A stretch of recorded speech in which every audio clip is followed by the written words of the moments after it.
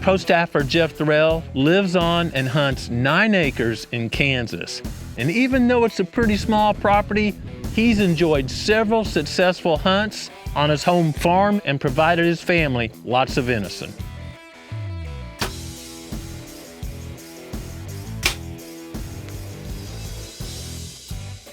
This week, I'm excited to share Jeff has already had another successful season. Through the years, Jeff has worked to build a very productive food plot on his property. Jeff's place joins some large production ag fields, and during the growing season, those fields certainly provide more forage than Jeff can grow.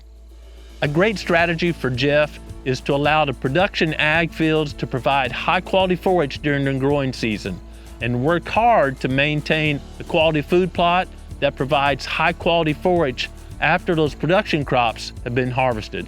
This results in Jeff having a limited resource, quality food, on his property. Through the years, Jeff has used several food plot strategies. He's planted Eagle Seed forage soybeans, but protected them with a hot zone fence during the growing season so deer wouldn't browse on them, and then once the surrounding crops have been harvested, remove the fence.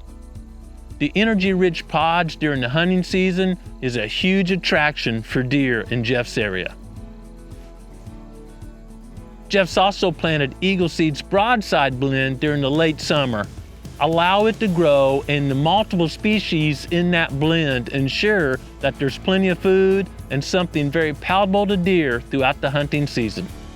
In addition to having a great quality food plot, Jeff has also used prescribed fire, which results in high-quality native grasses as cover and forbs for an additional food source.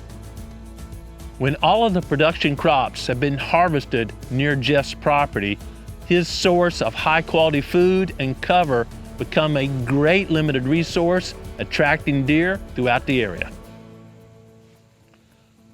Several weeks ago, Jeff established a code blue mock scrape on the edge of his food plot and used a Reconnex camera to monitor the deer activity.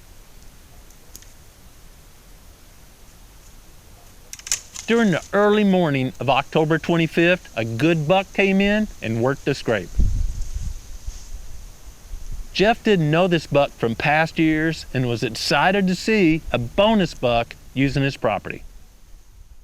A few days later, a cold front passed Jeff's property, bringing a bit of snow, and that was just a ticket to get that buck on his feet and using Jeff's food plot during daylight hours. Knowing this buck was in the area and active during daylight, Jeff decided to hunt his redneck blind on the west side of the plot the afternoon of November 1st. So we've been having some good bucks come in here and hit these scrapes at night, and it's just a matter of time before one of them gets up in daylight and comes and checks this plot. So I want to be sure I'm here, and got a pretty good buck that's been showing up, and trying to think of a name for him.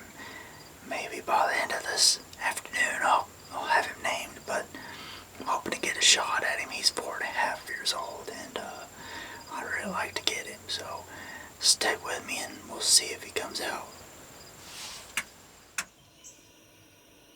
It was still early when the first deer appeared.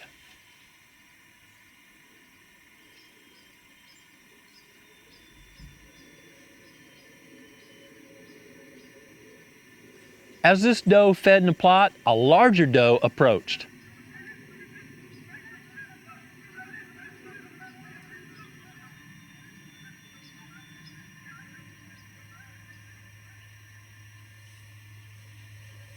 Eventually, the larger doe fed around and presented Jeff with a shot opportunity.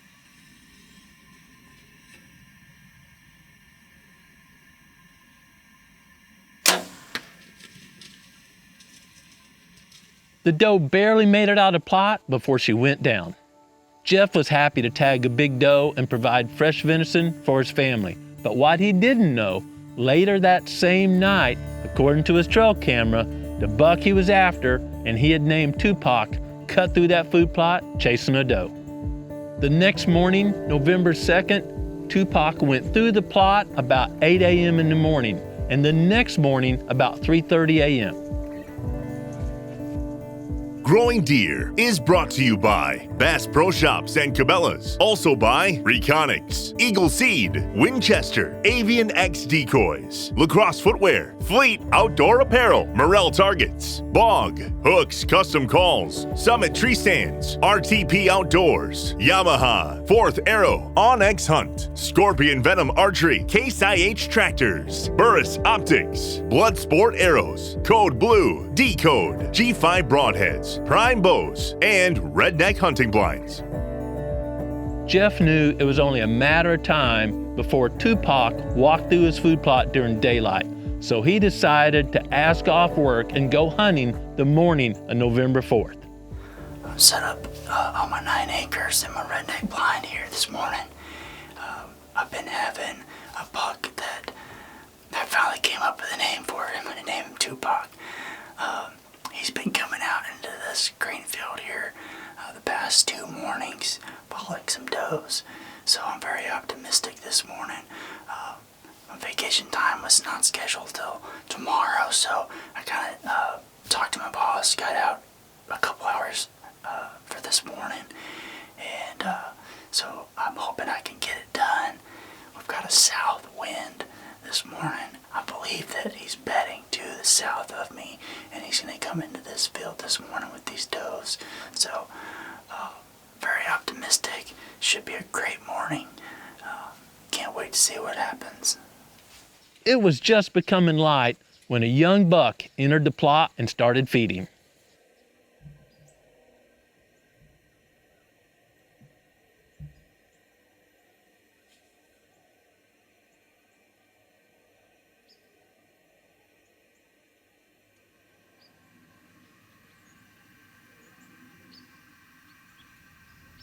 Suddenly, the young buck's head come up and he was locked on something just to Jeff's left.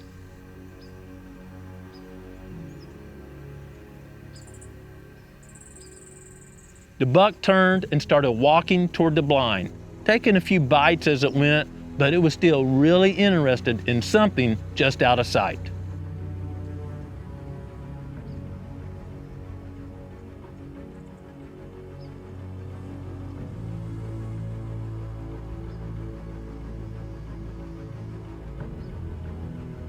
This buck was head up and alert for almost 4 minutes.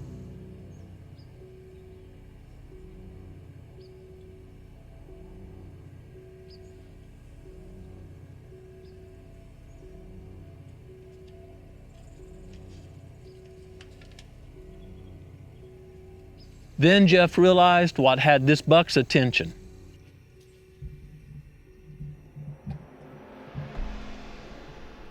Tupac walked past the blind and into the plot.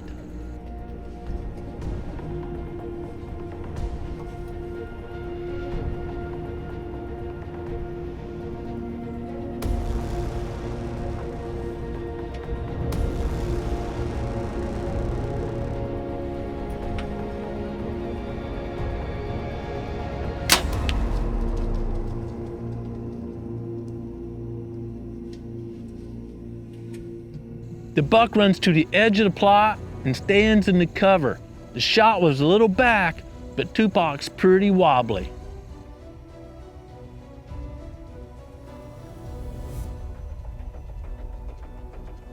These moments are always nerve-wracking, but the dead meat did his job and the buck went down.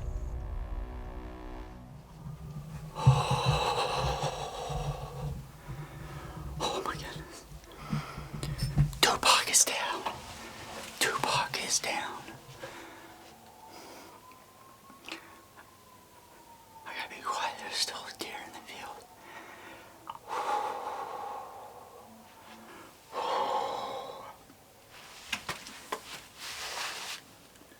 Oh my goodness. I think that'd be my biggest buck, I think. I'll have to see, but man, it's a nice mature deer. My heart's pounding. Jeff wisely decided to remain in the blind and give that buck some time if necessary. And while he was sitting there, another young buck entered the plot, went over to the scrape, and worked it. After about 45 minutes, Jeff couldn't take it anymore, and he got down and checked out the arrow. The arrow looked good, so Jeff took up that short trail, and Tupac was right there where he saw him go down. Jeff got the buck back to his house, raised him up on his redneck hoist, and started processing the venison. Well done, Jeff. Your hunting strategy paid off again. You've had many successful hunts on your 9 acres and keep your family supplied with plenty of fresh venison. I think we can all learn a valuable lesson from Jeff's hunt. Jeff's repeated successes on a relatively small property is a great example that we can all enjoy hunting anywhere. The secret is understanding what's the limited resource in the area where we're hunting, focusing on what a deer needs throughout each portion of the season. Jeff's not holding deer on his property, but providing a limited resource during hunting season. Deer in the neighborhood are certainly including Jeff's property in their home range and cruising through there in daylight hours. No matter where you hunt, understanding when and where deer use resources such as food, cover, and water is a great way to learn more about creation. But most importantly, you need to take time every day to be quiet and listen to what the Creator is saying to you. Thanks for watching Growing Deer.